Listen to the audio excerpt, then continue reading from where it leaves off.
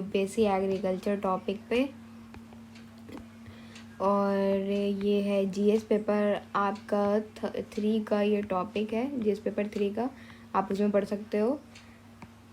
तो कल के बाद जो नेक्स्ट है वो टॉपिक सिलेबस के अकॉर्डिंग सारा नोट्स बना हुआ है और वही मैं पढ़ा रही हूँ, ठीक है।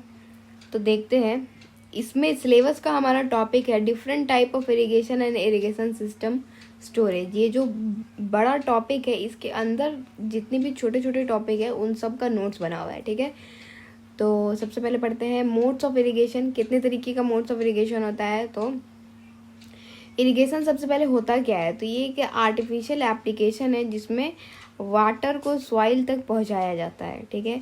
ये रेन वाटर का एज अ सप्लीमेंट काम करता है। अगर रेन वाटर हमको नहीं पहुंच पा रहा है तो हम इरिगेशन फैसिलिटीज़ को यूज़ करके वाटर को पहुंचा सकते हैं। फिर ये करता है ग्रोथ ऑफ क्रॉप्स में बहुत हेल्प करता है। ये हेल्प करता है मेंटेन करने में minimum amount of water in the soil. और ये जो है वीड ग्रोथ को कम करता है, वीड ग्रोथ को कम करता है, मतलब हटाता है, ठीक है। वाटर अवेलेबल रहेगा एडिक्वेटली तो फिर उससे फ़ायदा ही होगा। तो अब हमने different type of modes of irrigation अब देख लेते हैं कौन कौन सा है। तो सबसे पहला टाइप में आता है well and tube well irrigation, ठीक है। ज़्यादातर कहाँ यूज़ होता है? तो यूपी, बिहार, तमिलनाडु, इन सब एरिया में ज़्यादातर होता है, ठीक है। इसका भी वेरियस टाइप होता है, जैसे कि शैलो वेल कहीं है, कहीं डीप वेल है, कहीं ट्यूब वेल है, कहीं आर्टिशियन वेल है, ठीक है। तो शैलो वेल जो होता है वो किस लिए आपको यूज़ होता है? शैलो वेल क्या होता है? यहाँ पे पॉइंट नंबर सी में देखें तो लेवल ऑफ वाटर जो है डाउन जाता है ड्यूरिंग द ड्राई मंथ के टाइम पे ये हेल्पफुल होता है ज़्यादा, ठीक है। और इस शैलो वेल को हम लोग ज़्यादातर ड्राई मंथ में यूज़ करते हैं। साथ ही साथ डीप वेल जब आता है तो डीप वेल को हम लोग कब यूज़ करते हैं? ये सूटेबल है through out the year. Deep well आप जो है थ्रू आउट द ईयर आप यूज़ कर सकते हो, इसमें कोई प्रॉब्लम की बात नहीं है। फिर नेक्स्ट है ट्यूब वेल जो होता है मोस्टली इसको यूपी, हरियाणा, पंजाब, बिहार, गुजरात में यूज़ किया जाता है। और ये क्या करता है? वहाँ इंस्टॉल होता है जहाँ पे ग्राउंड वाटर अवेलेबल हो अच्छे तरीके से, ठीक है। तो वहाँ होता है। अब इसका मेरिट्स, तो हमारे well and tube well irrigation का मेरिट क्या है? तो ये सबसे सिंपलेस्ट, चीपेस्ट एंड इंडिपेंडेंट है। साथ ही साथ जो है बहुत सारे मिनरल्स जो कि हमारे इसमें वेल में प्रेजेंट होते हैं, जैसे कि नाइट्रेट, क्लोराइड, सल्फेट, ये सब जो है सॉइल को बेनिफिट देते हैं, ठीक है। और ये क्या है, साथ ही साथ ये रिलायबल है, मतलब कि जब सुखाड़ पड़ जाता है तो उस टाइम भी हम इसको यूज़ कर सकते हैं, ठीक है। उसके लिए वहाँ उस टाइम में बहुत रिलायबल है, ठीक है। इसका डिमेरिट्स क्या क्या है? तो ये लिमिटेड एरिया को ही इरिगेट कर पाता है, बड़े एरिया को नहीं इरिगेट कर पाता है। साथ ही साथ ग्राउंड वाटर इतना यूज़ हो रहा है जिस वजह से ग्राउंड वाटर डिप्लेशन बढ़ गया है। अब इसका एग्जांपल देखा जाए तो ये है इसका फ़ोटो, ये है हमारा ट्यूबवेल, यहाँ से पानी जा रहा है और इधर पूरे खेत में यहाँ पे ऐसे आपको पहुँचा देगा पानी, ठीक है। यही है ट्यूबवेल का पिक्चर। ऐसे यूपी बिहार के गाँव में जाएंगे तो वहाँ भी आपको दिख जाएगा बहुत। फिर नेक्स्ट हमारा आता है मोड में कि कैनाल इरिगेशन, ठीक है। कैनाल इरिगेशन कहाँ कहाँ होता है? तो ये नॉर्दर्न प्लेन में ज़्यादा होता है, यूपी, हरियाणा, पंजाब, इन सब एरिया में बहुत ज़्यादा होगा, ठीक है। ये उस एरिया में ज़्यादा बेस्ट काम करता है जहाँ पे लो लेवल रिलीफ होता है, डीप फर्टाइल सॉइल रहेगा, पेरिनियल सोर्स ऑफ वाटर रहता है और एक्सटेंसिव कमांड एरिया रहता है। इन सब एरिया में इसको ज़्यादा यूज़ किया जाता है, ठीक है। मतलब उन सब एरिया में ये बेस्ट होता है। साथ ही साथ क्या है कि डिगिंग ऑफ कैनाल थोड़ा सा मुश्किल हो जाता है, ठीक है, अनइकोनॉमिक हो जाता है। इसी वजह से जो है ये प्लाटू एरिया में एब्सेंट रहता है। प्लाटू एरिया में पता ही है ऊबड़ खाबड़ ज़मीन बहुत ज़्यादा रहते हैं, वहाँ पे प्लेन ज़मीन तो रहते नहीं है, तो इस वजह से वहाँ पे डिगिंग इसको करना और वहाँ पे कैनाल बनाना काफ़ी मुश्किल हो जाता है, ठीक है। तो और फिर 2 तरीके का होता है, एक होता है इनंडेशन कैनाल, एक होता है पेरिनियल कैनाल, ठीक है। दूसरी ये कैनाल होता है। इसका मेरिट क्या है? तो ये सेव करता है क्रॉप को फ्रॉम ड्राउट कंडीशन। फिर डिमेरिट क्या है इसका? तो ये ओवरफ्लो ड्यूरिंग रेनी सीजन में कुछ ज़्यादा ओवरफ्लो कर देता है जिसकी वजह से फ्लड आ जाती है, ठीक है। और ये प्लेन एरिया में ही सूटेबल है बस। कैनाल इरिगेशन का पिक्चर देखा जाए तो ये बड़ा सा कैनाल बना हुआ है, ठीक है, ऐसे पूरा बड़ा सा जा रहा है। इधर आप देखो तो इधर भी ऐसे चला गया है और ये सब लैंड है, इन सबको फ़ायदा हो रहा है, ठीक है। तो ये कैनाल इरिगेशन। फिर नेक्स्ट आता है टैंक इरिगेशन। टैंक इरिगेशन ज़्यादातर कहाँ यूज़ होता है? कर्नाटका के प्लेटू में, एमपी में, महाराष्ट्र में, उड़ीसा में, केरला में, Bundelkhand area of UP, Rajasthan and Gujarat, इन सब एरिया में होता है। ये कैसे होता है, तो आप बस फोटो देखो, ये छोटा सा सिंपल सा ऐसे टैंक बना दिया है, उसमें पानी है और इसको यूज़ कर किया जाएगा, ले जाकर अपने लैंड में पानी पहुंचाया जाएगा क्रॉप को, बस यही होता है। ठीक है, तो वही लिखा हुआ है, construction of small bund of earth और stones built across stream. Stone से बना दो, पहले ज़माने में स्टोन्स होता, अब तो सीमेंट वगैरह है ही, तो सीमेंट से ये पूरा बना दिया गया है। ठीक है, फिर नेक्स्ट है कि इसका मेरिट क्या है, तो मेरिट आप देखो तो most of the tank naturally कभी कभी बन जाते हैं। ठीक है, तो उसमें हैवी कॉस्ट की ज़रूरत नहीं पड़ती, मतलब ये कॉस्टली नहीं है ज़्यादा। ठीक है, इसका लाइफ स्पैन बहुत लंबा रहता है। ठीक है, और जो हम टैंक बना दें इसी में अगर हम मछली डाल देंगे तो उसी में फिशिंग भी अपना कैरी ऑन हो सकता है। ठीक है, फिर नेक्स्ट है इसका डिमेरिट। डिमेरिट देखा जाए तो क्या है, तो डिमेरिट है कि ये ड्राई सीजन में जो है सूख जाता है। ठीक है, फिर क्या होता है कि इसकी वजह से वाटर को जो है लिफ्ट करके ले जाना बहुत मुश्किल हो जाता है। अब इसमें बाल्टी डालेंगे या फिर कुछ भी डालेंगे और फिर उसको हम लेके जाएंगे खेत में, तो थोड़ा हैवी हो जाता है वो काम। ठीक है, यही है इसका, और कॉस्टली होता है, बस यही समझ लीजिए। फिर नेक्स्ट हमारा ड्रिप इरिगेशन। ठीक है, तो ड्रिप इरिगेशन क्या होता है, ड्रिप इरिगेशन जैसा फोटो देख रहे हैं बिल्कुल ऐसा होता है। ये यहाँ पे ऐसे पाइप की तरह जा रहा है, इसमें पानी हमेशा जाते रहता है और ये यहाँ पे प्लांट के पास लगा दिया जाता है, इसमें से पानी ऐसे गिरते रहता है। ठीक है, ये ड्रिप इरिगेशन ध्यान से देख लिया जाए तो ये ऐसे पाइप जा रहा है, यहाँ पे पानी ऐसे, ये यहाँ पे पानी जो है ये ड्रिप की तरह गिरते रहता है, ये ड्रिप इरिगेशन। ठीक है, तो ये क्या होता है, तो वाटर को जो है मतलब वही यहाँ पे इंग्लिश में लिखा है कि आप जो है या तो अंडर द रूट रखो, नहीं तो सरफेस ऑफ द सॉइल में भी, दोनों जगह पे रख सकते हैं। ठीक है, लो रेट में जो है मतलब कि 2 से 20 लीटर पर आवर जो है पानी ये प्लांट को पहुंचते रहता है। ठीक है, मोस्ट इफिशिएंट है। ठीक है, और प्रैक्टिस किया जाता है on large variety of soils में, लार्ज वैरायटी ऑफ प्लांट, हर जगह पे इसको यूज़ किया जाता है। इसका मेरिट क्या है, फर्टिलाइजर न्यूट्रिएंट लॉस को मिनिमाइज करता है, ये रिड्यूस करता है लीचिंग को, और सॉइल इरोजन और वीड ग्रोथ को कम करता है। ठीक है, इसका ये एरो का मतलब है, डाउन साइड का मतलब कि रिड्यूस, ये मेरा ट्रिक है तो उसको यूज़ करती हूँ। ठीक है, फिर नेक्स्ट है इसका डिमेरिट क्या है, तो ये बहुत कॉस्टली है, ये क्लॉगिंग करता है, वेस्टेज ऑफ वाटर करता है और टाइम को भी बहुत ख़राब करता है कि अगर इसको हम लोग ढंग से नहीं इंस्टॉल करेंगे तो। ठीक है, फिर नेक्स्ट है स्प्रिंकल इरिगेशन का फोटो देख लें। ठीक है, यही है, ये ऐसे पाइप जा रहा है। ठीक है, इसमें ये यहाँ पे मशीन लगा हुआ है, इसी में से पानी ऐसे एनी टाइम ऐसे स्प्रिंकल होते रहता है। ये ज़्यादातर आप लोग जो है इंडिया के बाहर इंटरनेशनल एरिया में आप ज़्यादातर ऐसा देखोगे। ठीक है, फिर नेक्स्ट है स्प्रिंकल इरिगेशन।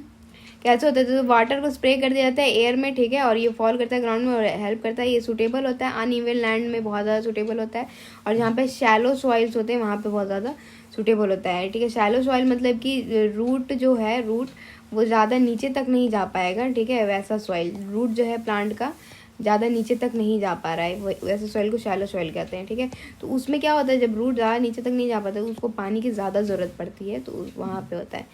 ठीक है, ऑल क्रॉप्स के लिए सुटेबल है, लेकिन पैडी जूट के लिए नहीं, क्योंकि पैडी जूट के लिए पता है कि उन लोग को बिल्कुल ऐसा पानी चाहिए जो मतलब ऐसा पानी चाहिए जैसे कि एक लेक बना दियो, छोटा सा लेक बना दियो, पैडी और शुगर केन को ऐसा पानी चाहिए, तो उसके लिए तो अवेलेबल नहीं, ज़्यादा सूटेबल नहीं है, क्योंकि ये तो स्प्रिंकल कर रहा है बस वाटर को। ठीक है, मेरिट क्या है, तो मेरिट है कि ये सारे टाइप ऑफ सॉइल के लिए है सूटेबल, एक्सेप्ट क्ले वाले सॉइल के लिए उतना सूटेबल नहीं है, और वाटर को सेव करता है। ये डिमेरिट बहुत ही कॉस्टली होता है। ठीक है, काफ़ी कॉस्टली होता है, रिच फार्मर ही यूज़ कर पाते हैं, और इफ़िशेंसी इन सम पुअर कंडीशन। ठीक है, इफ़िशेंसी करता है, इफ़िशेंसी जो है इसका पुअर है बहुत, उतना भी ज़्यादा अच्छा इफिशिएंसी नहीं कर पाता है, करता है पर उतना भी ज़्यादा अच्छा नहीं। ठीक है, फिर नेक्स्ट छोटा मोटा अदर टाइप ऑफ इरिगेशन में आता है फरो इरिगेशन। ठीक है, जिसमें क्या किया जाता है, ट्रेंचेस या फिर फरो बोलो उसको डगअप कर दिया जाता है क्रॉप के बीच में। ठीक है,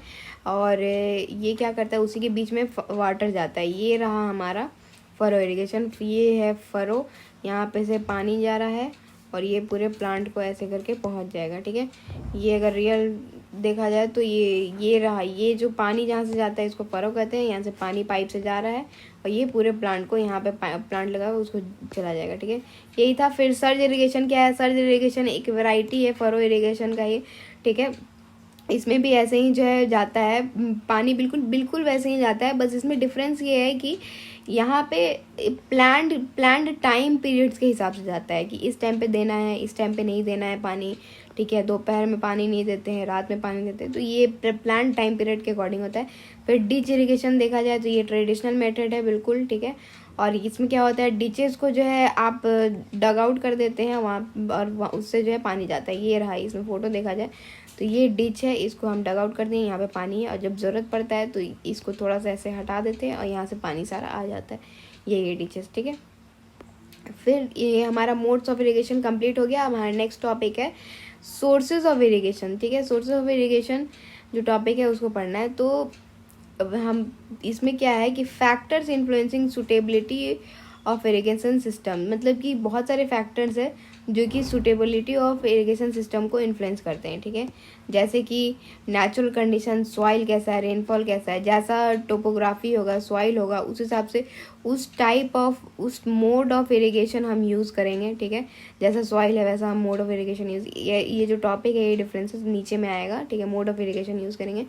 फिर क्रॉप कैसा है उस हिसाब से हम चूज़ करते हैं कि हमारा इरिगेशन क्या होगा, कौन सा इरिगेशन, क्या हम टैंक यूज़ करेंगे, ठीक है, या फिर हम कैनाल यूज़ करेंगे, ठीक है। ये फिर टेक्नोलॉजी, कैसा टेक्नोलॉजी है, टेक्नोलॉजी अगर एक कंट्री में बहुत ज़्यादा एडवांस है तो उस हिसाब से हम चूज़ करते हैं, ठीक है। नहीं तो फिर टेक्नोलॉजी एडवांस नहीं है तो हम ट्रेडिशनल मेथड को ही यूज़ करते हैं। फिर लेबर इनपुट कैसा है, ठीक है, उस हिसाब से हम अपने इरिगेशन सिस्टम को चूज़ करते हैं। फिर कॉस्ट अगर हैवी कॉस्ट है किसी में तो उसको जो है स्मॉल फार्मर्स यूज़ नहीं कर पाएंगे, और अगर लो कॉस्ट है तो उसको स्मॉल फार्मर यूज़ कर पाएंगे। तो ये सारे फैक्टर्स इन्फ्लुएंस करते हैं कि हम इरिगेशन सिस्टम कौन सा यूज़ करेंगे, सरफेस, स्प्रिंकल, टैंक, कौन सा यूज़ करने वाले हैं, ठीक है। सारे इरिगेशन सिस्टम जो ऊपर में पढ़े थे।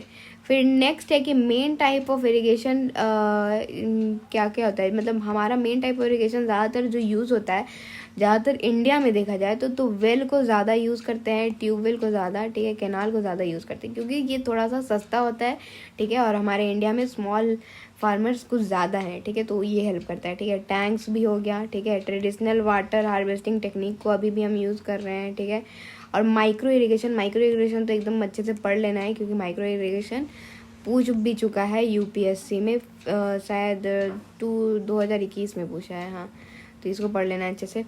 और एनी इरिगेशन सिस्टम रिक्वायर्ड, कोई भी इरिगेशन सिस्टम को अगर चूज़ करना है तो वो 3 चीज़ को रिक्वायर करता है, 3 चीज़ देखता है, ठीक है, कि स्टोरेज कंपोनेंट कैसा है आपका, ठीक है, कन्वीनियंस कंपोनेंट कैसा और फील्ड एप्लीकेशन कैसा है, उस हिसाब से आपको इरिगेशन सिस्टम को चूज़ करना पड़ेगा। 3 चीज़ को फार्मर्स को देखना पड़ेगा, storage component, convenience component and field application, उसके बाद आप चूज़ कर लो, ठीक है। ये था टॉपिक सिस्टम ऑफ इरिगेशन, ठीक है। अब नेक्स्ट टॉपिक है problem associated with irrigation system. जो इरिगेशन सिस्टम है डिफरेंट टाइप, उससे क्या क्या प्रॉब्लम है, ठीक है। तो सबसे पहला तो प्रॉब्लम है कि बहुत ही एक्सपेंसिव माइक्रो इरिगेशन होता है, ठीक है।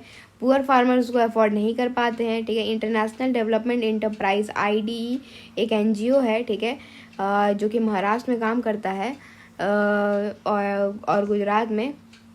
तो ये जो है लगा हुआ है कि इनोवेट करे लो कॉस्ट माइक्रो इरिगेशन बनाने में ताकि स्मॉल फार्मर्स को हेल्प हो, ठीक है।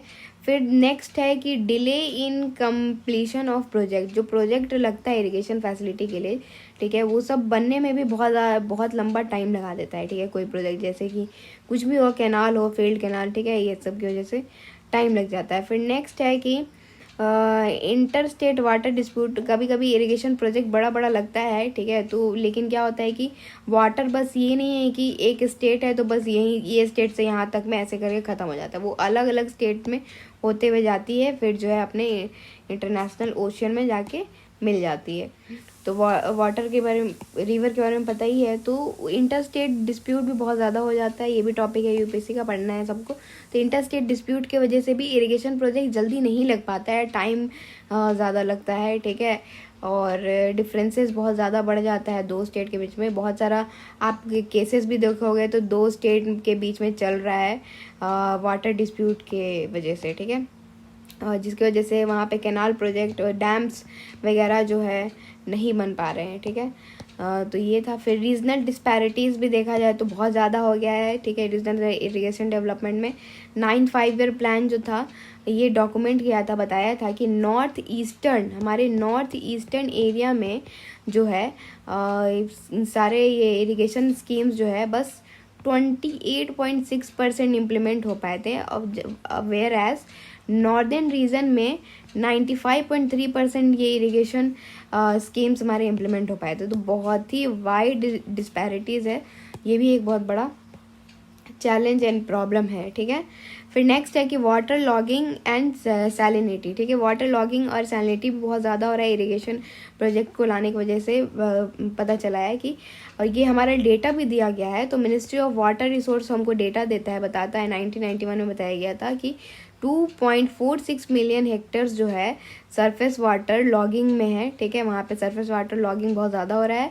और 3.30 मिलियन हेक्टेयर्स जो है वहाँ पे इतने लैंड में सैलिनिटी और एल्कलिनिटी जो है बहुत ज़्यादा बढ़ गया है, ठीक है। तो ये भी बहुत मेजर प्रॉब्लम है, ठीक है, इरिगेशन की वजह से ये प्रॉब्लम आ रहा है। फिर इंक्रीज कॉस्ट ऑफ इरिगेशन बहुत ज़्यादा बढ़ गया है। फर्स्ट 5 ईयर प्लान से 10th 5 ईयर प्लान की तरफ अगर देखा जाए तो कॉस्ट ऑफ प्रोडक्शन बहुत इंक्रीज कर गया है, ठीक है।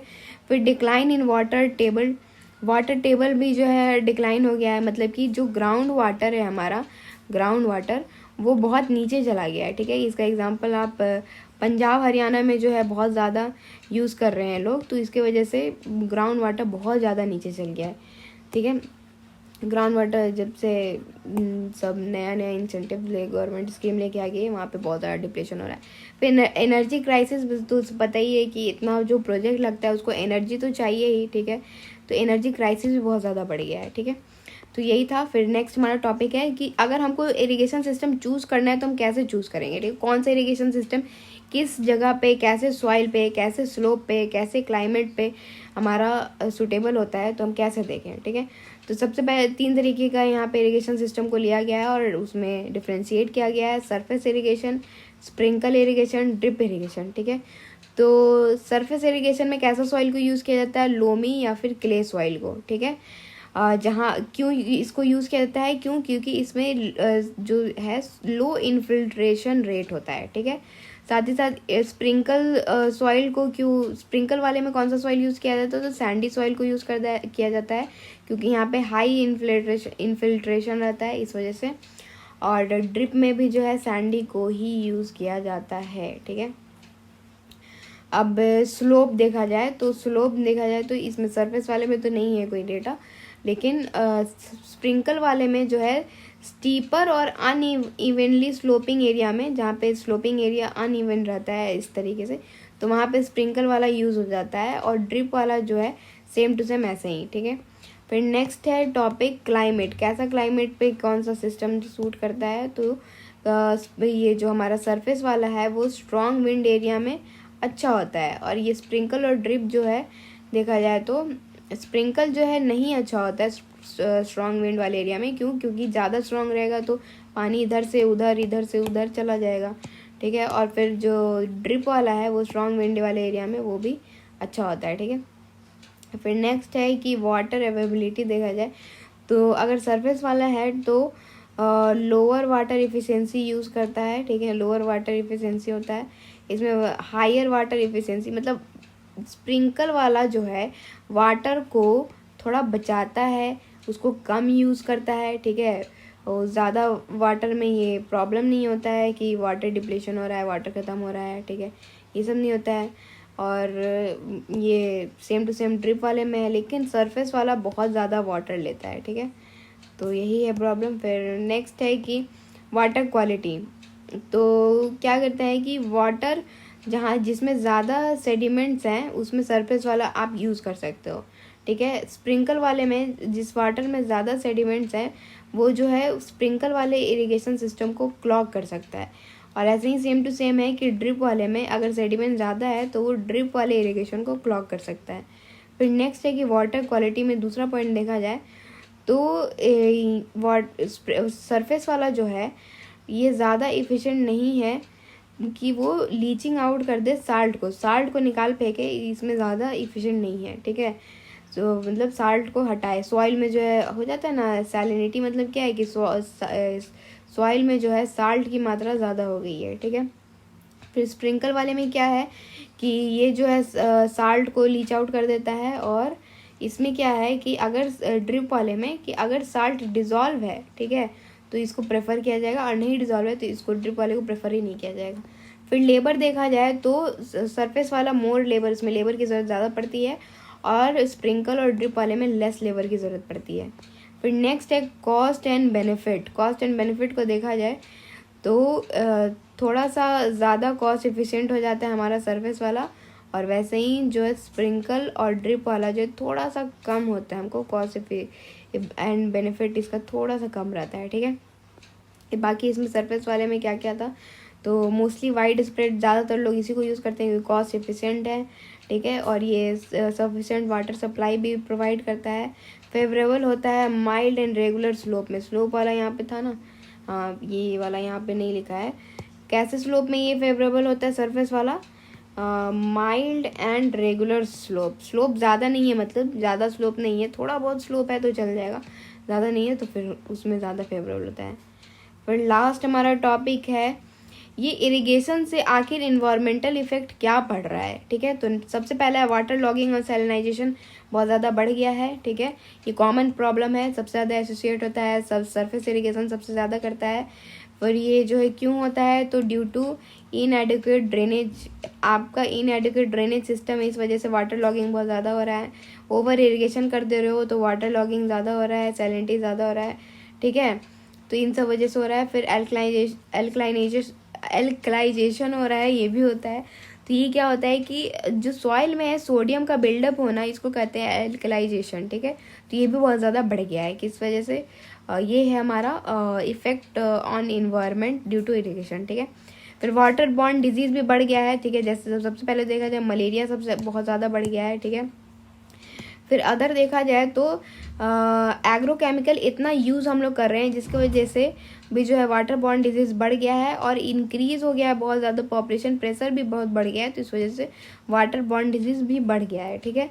फिर impact of dam and reservoir की वजह से क्या हो रहा है, तो डैम क्या कर रहा है कि डैम होता क्या है, तो बस ये डैम तो पता ही होगा, सब लोग देखे होंगे। तो डैम जो है लेक लाइक इन्वायरमेंट होता है, ये चेंज कर दिया है हाइड्रोलॉजी और लाइमोलॉजी, जो हमारा नेचुरल हाइड्रोलॉजी है, लिम्नोलॉजी, उन इस दोनों को चेंज कर दिया है, ठीक है, अपना डैम। और फिर दूसरा है कि ये डायरेक्ट इम्पैक्ट क्या क्या कर रहा है, तो डस्ट ला रहा है, इरोजन ले आ रहा है, ठीक है, बोरो एंड डिस्पोजल ऑफ प्रॉब्लम लेके आ रहा है, ठीक है। और डैम्स की वजह से तो ये भी पता है कि इंटर स्टेट ये कॉन्फ्लिक्ट भी बहुत ज़्यादा हो रहा है, ठीक है, फ्लडिंग बढ़ गया है, ठीक है। सोशो इकोनॉमिक इम्पैक्ट भी होता है, क्या कि डैम जो कंस्ट्रक्ट कर रहे हैं उसकी वजह से पीपल लोग को जो है हटना पड़ रहा है, क्यों, क्योंकि वहाँ पे फ्लड आ जा रहा है, ठीक है। ये कम्युनिटी को बहुत प्रॉब्लम दे रहा है, क्यों, क्योंकि इतना इंटेंसिव डेवलपमेंट प्रोजेक्ट लगाने के बाद डैम बना रहे हैं बड़ा बड़ा, ठीक है, उससे उनको बहुत ज़्यादा प्रॉब्लम हो रहा है, और उनको साथ ही साथ कंपनसेशन भी नहीं दिया जा रहा है, ठीक है। और लास्ट है कि माइग्रेशन एंड डिस्प्लेसमेंट जो हो रहा है, ठीक है, उससे सोशल अनरेस्ट फैल रहा है, और माल न्यूट्रिशन भी बहुत ज़्यादा फैल रहा है। तो यही था टॉपिक कंप्लीट। तो ऐसे ही यूपीएससी का यहाँ पे वीडियो आता है, आप लोग रोज़ देख सकते हो। ये है जीएस पेपर 3 का एग्रीकल्चर का ये टॉपिक है, और ये वीडियो को लाइक कर दो और शेयर कर दो, सब लोग कमेंट कर दो। Thank you.